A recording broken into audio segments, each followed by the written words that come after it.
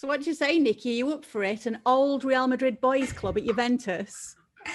I mean, I don't think it's a good idea. I don't think it's a good idea for them as a team. Am I thinking it could be entertaining for me to watch? I was going to call back to the movie Las Vegas, but actually I never saw it, so I can't say if that was an entertaining movie to watch. But you sent me that. I just remember the trailer. It didn't look like a movie I would enjoy, but I'm sure some people did. Maybe it would make the title race more interesting, because I don't think it would make Juventus better, so put it that way. He's not having it. No, he's not a starter. Sergio Ramos is not a starter on this Juventus side. No. Chiellini's a better pure defender, even though he's injured all the time, which is a shame. You need Bonucci there for his distribution, which Pirlo's been utilizing a ton. And then the third spot, you've got a guy by the certain name of Matthijs de Ligt, who's the probably future best defender in the world. And oh, by the way, Demiral as a backup, who's also one of our favorite center backs in the league. So you bring in a Sergio Ramos that's entering his twilight. He's probably already been there, has scored some great goals. I understand that there's a lot of people who love him, and rightfully so. But he's not getting into this team. He's not starting in that back three if everyone's healthy. I'm sorry. Oh, I'm telling you one thing, though. Okay, I'm a huge fan of Sergio Ramos. I would take him over Chiellini. I know that's mad. I would take him over Bonucci as well.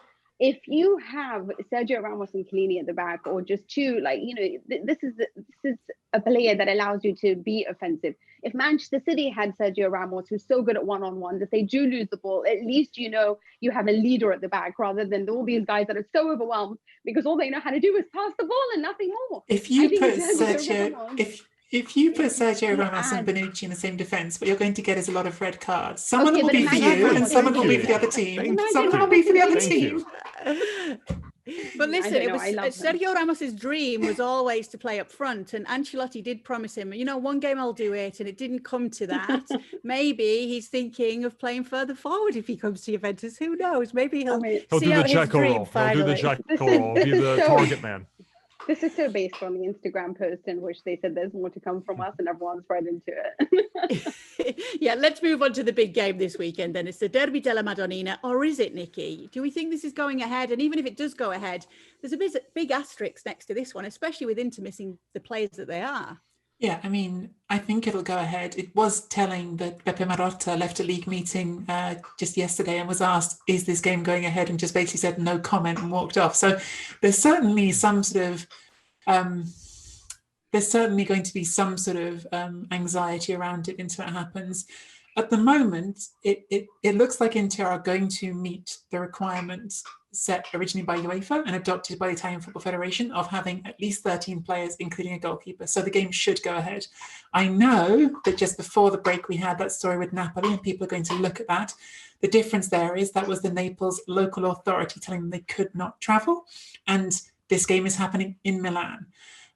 So there's nowhere for Inter to travel. And as far as we know, the authorities in Milan are happy for the game to go ahead. So it should go ahead.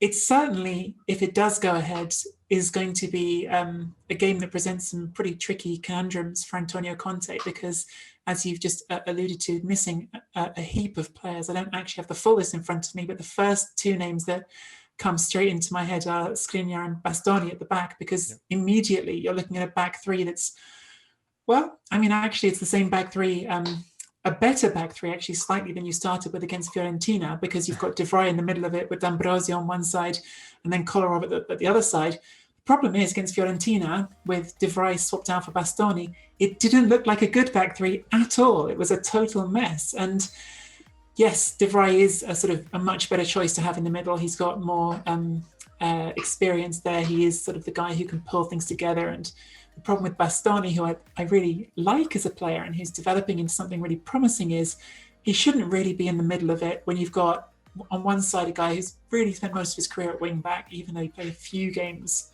in a back three at Roma, and you've got a guy in D'Ambrosio who, played this role a bit last season, but hasn't played it a lot. There was a lot of inexperience in that group. At least with De Vrij, you have some leadership and someone who can say, oh, you get there, you do that. But it's not good. It's not what you want going into the derby at all.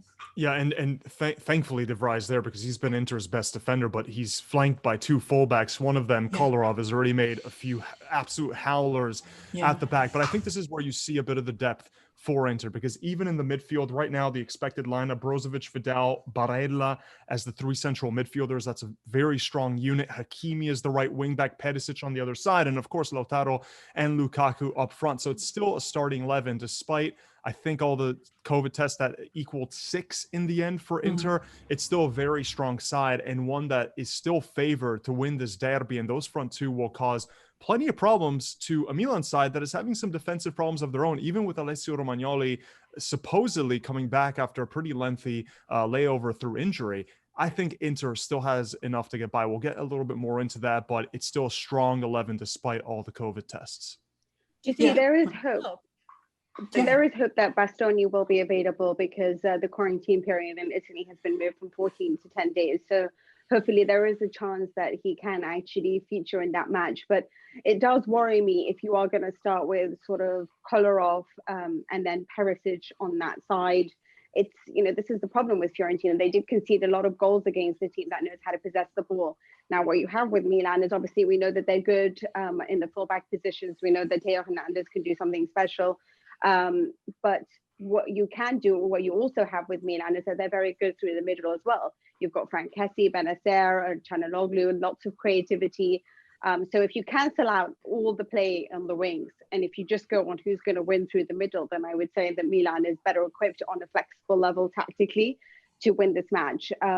So it remains to be seen whether Inter will use their physical ability, their robustness, that power to press, win back possession. They do have players like you mentioned, Vidal and Barella, who are so good as well in that midfield. But I think from a team that understands how to keep possession, perhaps in a midfield that is very, very good at Milan, I'm interested to see how this is going to go out from a tactical point of view and whether Pioli will win.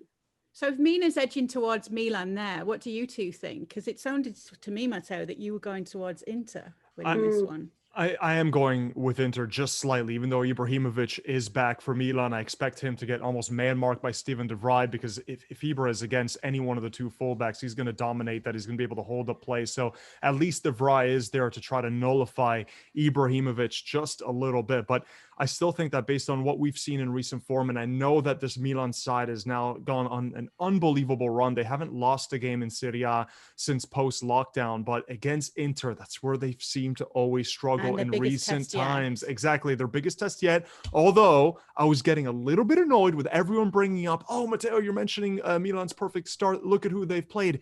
Have you guys not watched Milan in the last 10 years and all the games that they've dropped against teams they should be beating? You don't get into the top 4 because you beat Juventus and Inter. You can drop those 6 points against Juve and against Inter as long as you beat the teams you should be beating. And they weren't getting the job done against the mid-table sides, against the teams at the bottom of the table fighting for salvation. So you get those 3 points where you're favored, and then it's fine to drop points against Inter. Top 4 is the primary objective. Inter and Milan have very different objectives. Inter's the anti-Juve. Milan's desperately trying to get back into the top 4. And I still have Inter as a slight favorite in the derby.